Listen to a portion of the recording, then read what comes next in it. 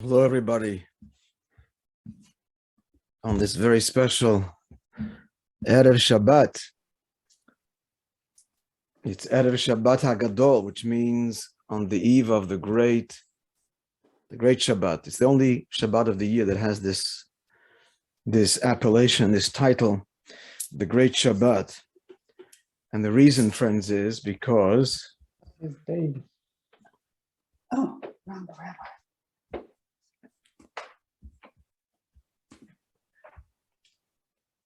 on this day, a great miracle happened. A great miracle, which begs the question, aren't all miracles great? So what is meant by a great miracle? Well, in brief, what happened on this day was, friends, on the Shabbat before our ancestors left Egypt, just 5 days before, the Egyptian firstborn begged Pharaoh to let them go. Pharaoh stubbornly refused, and as a result, the Egyptian firstborn fought on behalf of the Jews, fought the Egyptian army to allow the Jews to leave. And that's considered a great miracle because when your enemy is fighting for you, that's the ultimate victory. Truth is, not the ultimate. The ultimate is nobody's fighting and we're all friends. But a step in that direction, at least then, was the enemy, your former taskmaster, is now fighting for your freedom. Hence, it's called the Shabbos, the great Shabbos, to commemorate this great miracle. For other reasons as well. Let's begin. So we begin with tzedakah. You'll please do so now, or especially ladies, before you light your Shabbos candles. Very special time.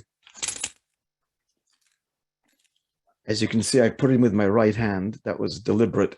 If you're right-handed, friends, you do mitzvahs with your right hand. If you're left-handed, you use your left hand to give tzedakah or to light your candle, as the case may be, or hold the matzah in your hand at the Seder night. It's relative. The hand that you use that's expressive, that's the hand you use to perform the mitzvah. There's an exception to that. It's tefillin, but that's for another time. All right, friends.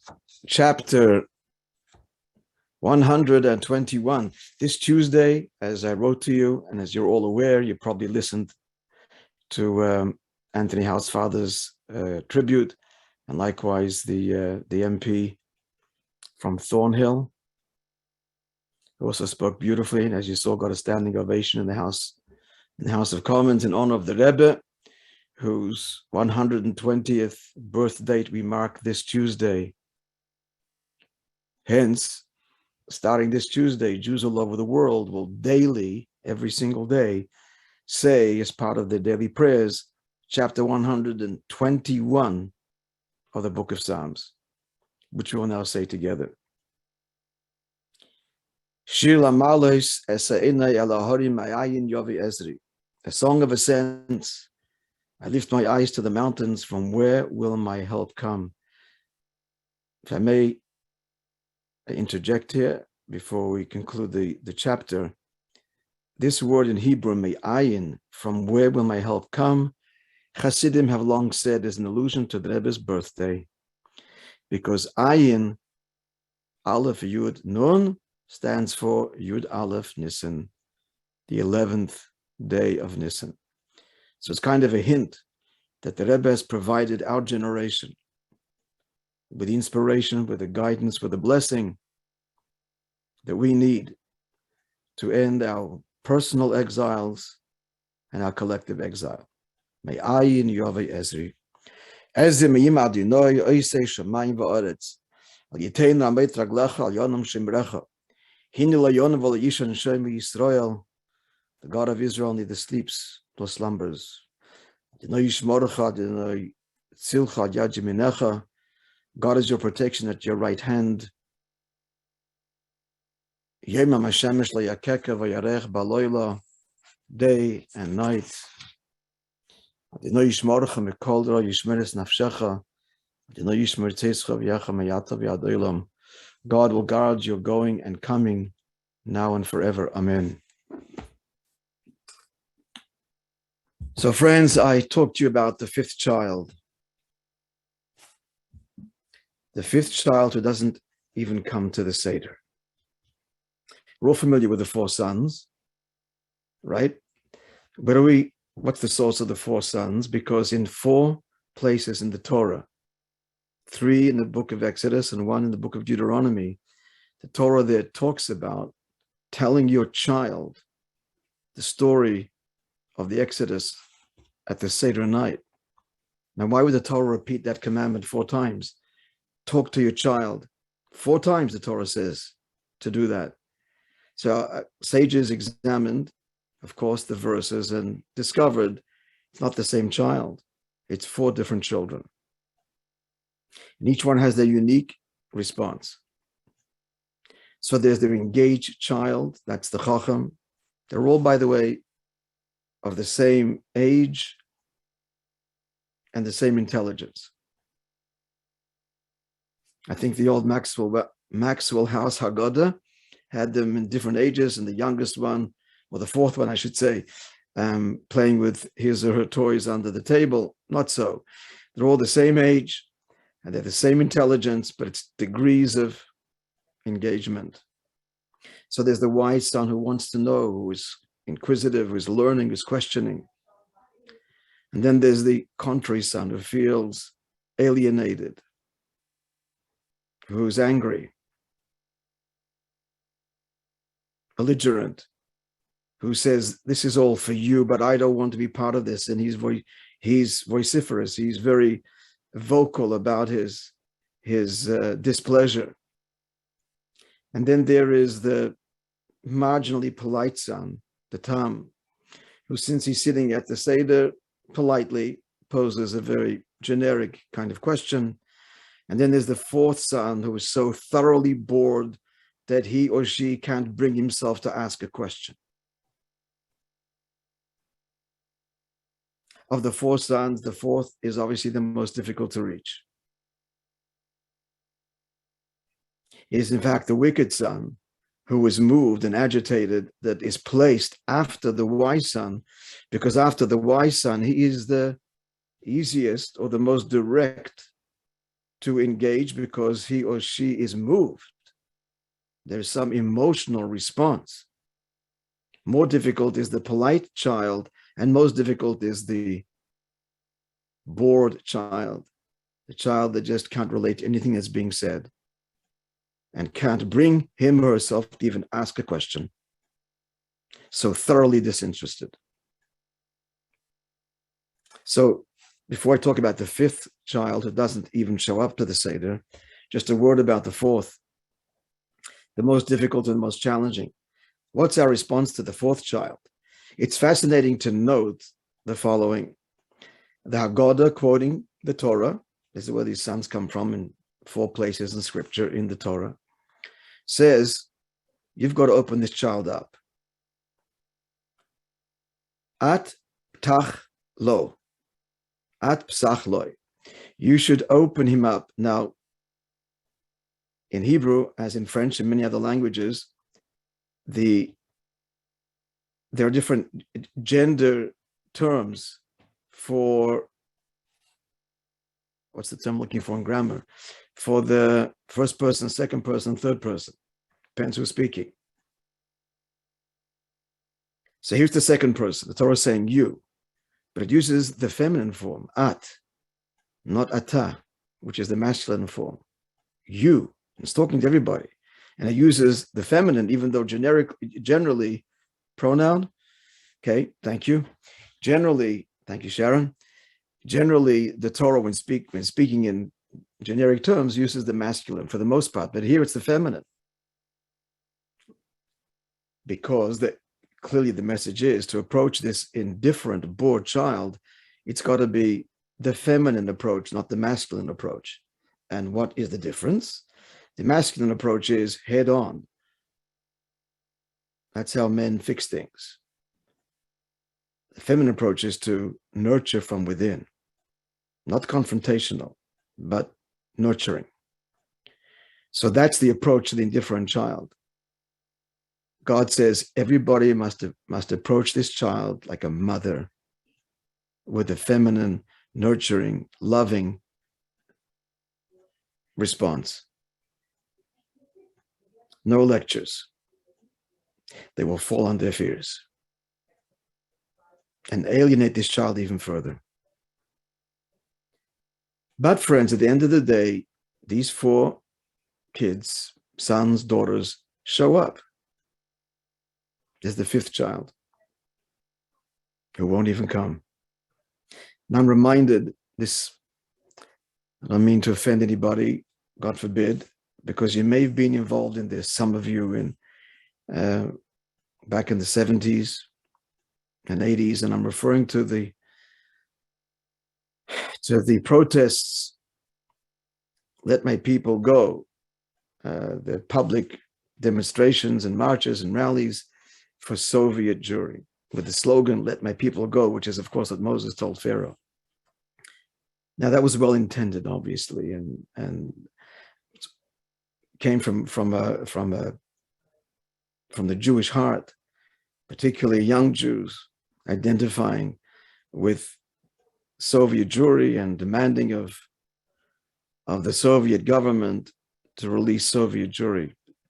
The tragedy is that those protests were counterproductive. It's not the way you deal with the Russian bear. You provoke him, then he only lashes out. The Russian bear is dealt with through diplomacy, behind the doors diplomacy, and reward, rather than confrontation. The Rebbe was very upset at the time with these demonstrations because it set back the work of the Lubavitch underground and all the sacrifice and that had been achieved until then with the Soviets. The Rebbe ran, Lubavitch had throughout the length and breadth of Soviet Russia an underground, a spiritual underground, and this was undermining their efforts. People didn't realize this, that it was appealing to leaders in private communication, in letters, and so on. But I do recall, this is why I'm sharing this with you, it was the call of the hour then was, and again, some of you may have done this with well-intended, and I don't mean to be critical of you, I'm just, God forbid, but just sharing with you the inside story. So the call of the hour then was to put an empty chair at the Seder to remember Russian Jewry. Recall this? That was so the Rebbe's response to that was, fill the chair with the 5th child who won't come to the Seder. No empty chairs. Yes, put out that chair that you normally wouldn't at your Seder table, but go out there and bring this child back in. That's got to be the response, not symbolic response, but a real response.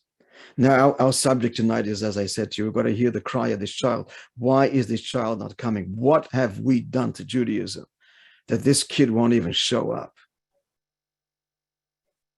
It's a question that I say we, I mean the leaders, the Jewish establishment has to ask itself.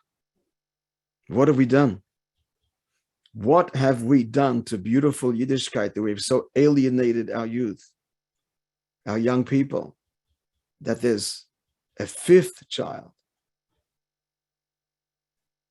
that refuses to attend? So let me tell you a story. It's not a one-dimensional answer. There are many answers to what we have done to our Yiddishkeit that we need to repair and heal. And make authentic. And purge it. I use that term because we have to purge ourselves of chometz, purge it of hypocrisy, and purge it of the superficiality.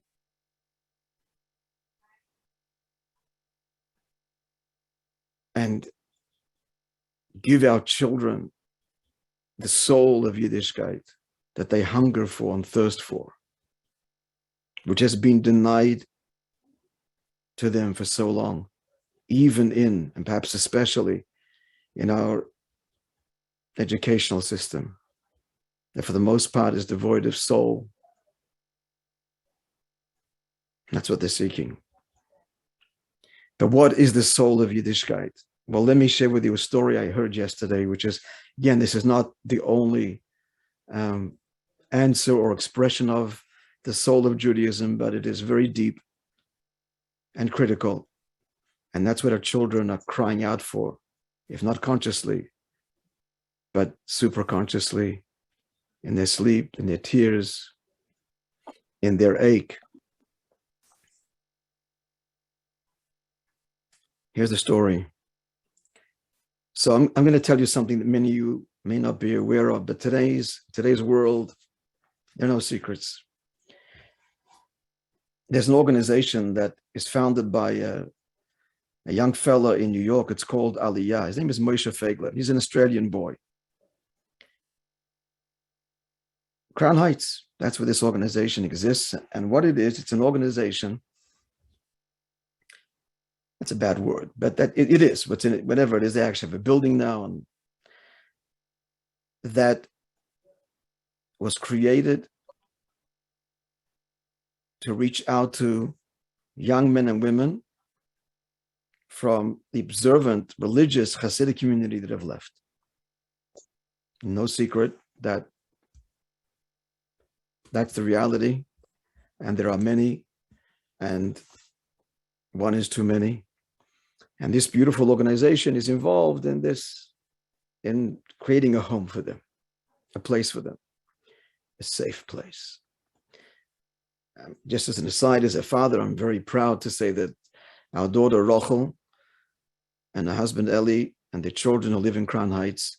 So Rochel runs one of the divisions of this organization for girls, for older girls, hosting all kinds of programs in her home. And sometimes they rent places when it's a very big turnout. And I've had the privilege to speak at some of these programs, and it's just amazing what they are doing. So let me tell you the essence of it.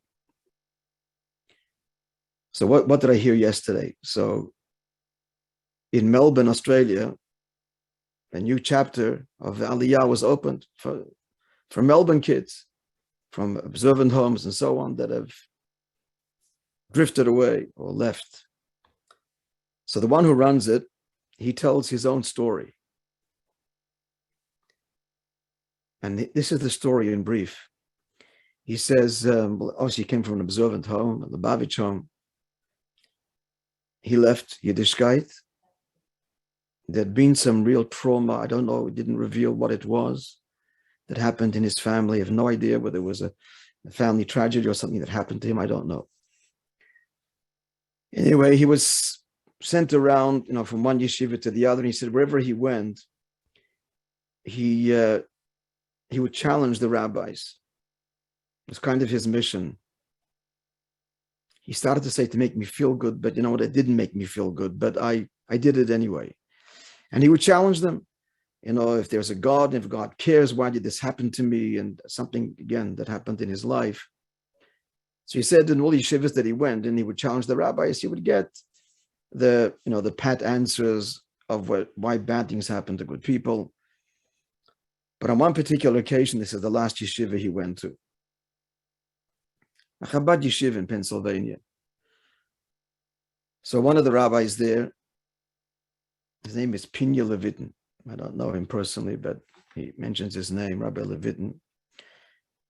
And so he arrives at the yeshiva, and he's sitting down with the rabbi. And I think he said that we're going for a walk. It's in like a countryside there. And he's doing his usual thing. He says, I'm challenging the rabbi. Does God really care? And is there a God? And obviously he doesn't, because look at what happened to my family, whatever the story there was. I said, I'm expecting the answer. It's a deep answer, but the answers that rabbis give. And there's silence. The rabbi's not saying anything. And he says to himself, well, it's a little uncomfortable, a little odd. Why isn't the rabbi saying anything? And they continue to walk in silence. And then he looks at the rabbi and he sees he's crying. His tears streaming down his cheek, having heard my story. And he couldn't speak for a long time, the rabbi. Couldn't speak. In the pain that he was feeling, hearing this young man's story. And he says, that was a turning point for me. I was heard. And somebody felt, to the degree that that's possible, what I was feeling. And that, he said, at that moment, everything just kind of shifted. And now, as I just shared with you, he's himself founding in Melbourne, this organization called Aliyah. You know, they rent a space, they have a lounge and a gym. So what am I suggesting, my dear friends? What am I suggesting? That one, perhaps the essential reason that the fifth child won't even come to the Seder is because we haven't been listening. We just haven't been listening. We've been lecturing and teaching and criticizing. Well, maybe we've even been nurturing as the fourth son is to be nurtured. But have we really heard? Have we really listened?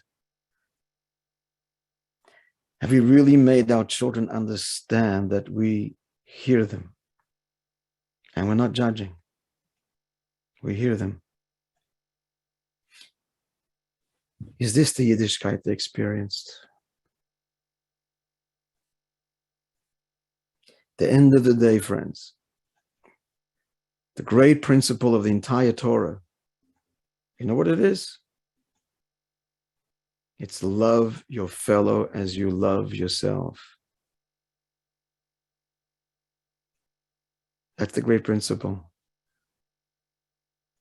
And what do we want? We just want to be heard. We want to be embraced for who we are.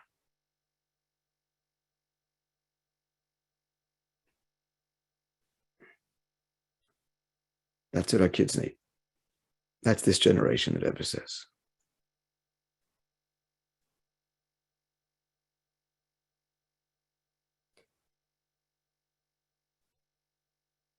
One is hard pressed. Actually, it's not hard pressed. It's just the objective reality, and it's not a contest. But there was no leader in our history that has done and continues to do what the Rebbe did.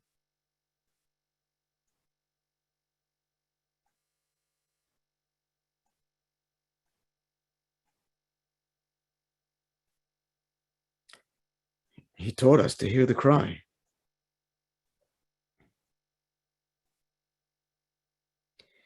He inspired legions, generations now of young couples to devote themselves to one truth. Wherever that child might be, you go there and you listen. And you connect soul to soul, heart to heart. You don't have to convert or change anybody. Just allow that heart to be heard. That's what the Chabad house is in every corner of the world that many of you would have visited. Hopefully here in Montreal too. Of all the great revolutions that the Rebbe wrought and continues to bring about, this is the greatest one. I don't know if you're following the story of, what's his name? I think Benny, not Benny, it's a cousin, Wolf in Odessa. I forgot his first name. The shliach there. He went back with his wife. They got the orphanage out, I think to Berlin and then on to Israel. And he's gone back to Odessa, back to the Ukraine. And you know what he said? And they asked him, why are you going back? Got the kids out. I mean, there's still Jews left there, that's true, but You know what he said? He said, everything that the Rebbe taught us and taught me, I believe is for this moment of truth. Am I going to just go back there and just be there with my people? How much help? As much as I can help. But more than the help is the being there. That's the ultimate. This is the great, incredible depth of the soul that the Rebbe has, that the Rebbe embodies himself and as he's touching in each and every one of us.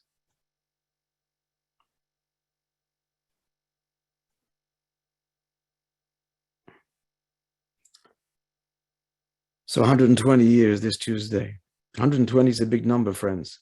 We all know that. You know, we say bis 120, we live till 120 because that's how long Moses lived. Moishe Rabbeinu, 120. Was 120 plus? It means forever. Beyond the physical. Forever, forever. It's a big day, this Tuesday, the 11th of Nisan, 120 years. It's a day of blessing, a day of empowerment. We're going to send you, please be on the lookout for it, for an email that you can submit the names of your family, yourselves, loved ones, to be brought to the Rebbe's holy resting place and placed there with the tens of thousands of fluttering white papers like wings, souls.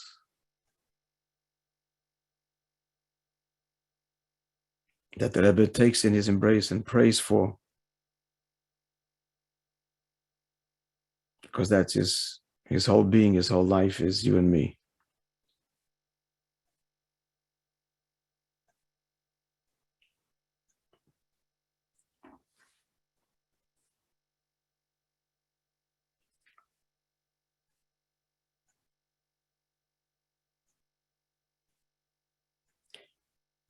So it's Yom Tov. It's a very happy time.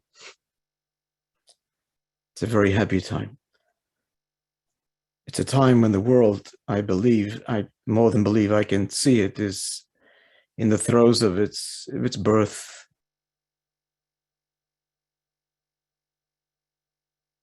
Of its birth. We hope and pray that the process come to its happy conclusion without any more suffering, without any more death, without any pain. Every pain is a kind of death, friends.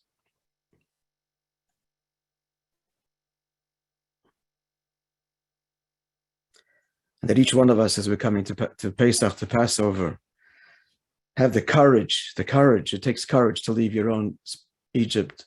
It takes courage. It takes courage to break the old molds and the old patterns and to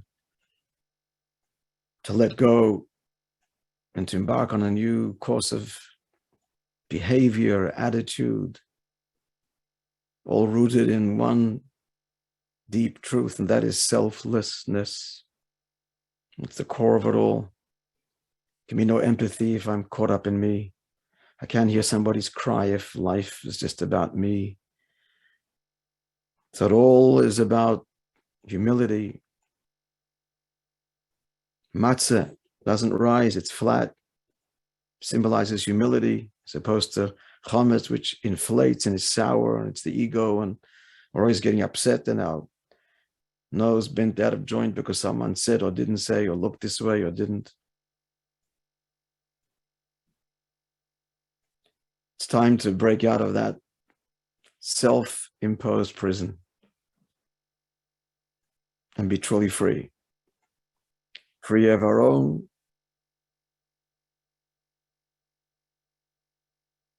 shackles. That's Passover. So I'm saying, all of this together, I know I'm kind of meandering, but it's just, just sharing from the heart. It's an awesome time. It's an awesome time. Pesach, freedom, letting go. The Rebbe's birthday on the eve of Pesach, 120 years. What he's inspired and continues to. Awesome time. let's take all this blessing and empowerment and really make a difference in our personal lives, our relationships.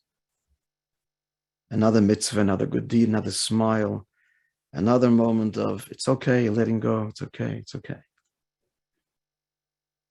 It's not going my way, so surrendering to Hashem, to the truth, to somebody else's need. Thank you, my dear friends, for joining. It's kind of a Farbrengen we had now. Farbrengen is every week. It's a meeting of souls. That's what we're doing. And I'm looking at you, and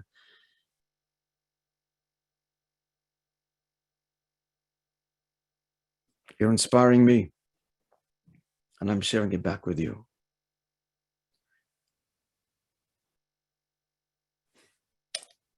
Shabbat Shalom, good Shabbos. If you haven't sold your chametz yet, friends, please go online and do so. Call up the office. Thank you, Dorit. It's easy just to click, fill out the form. And if you don't have shmura matzah and we're not getting it to you, please let me know and we'll get shmura matzah to you.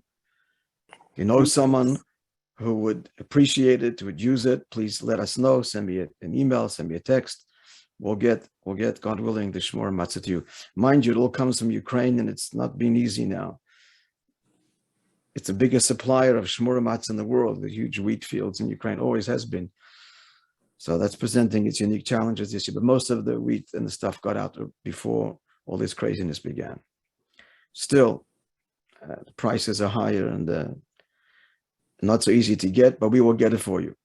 If you don't have and you know someone that needs, please personally send me an email or a text and I'll make sure that personally I will bring the matzah or we'll find a way to get the matzah to them. Okay, friends, so good Shabbos.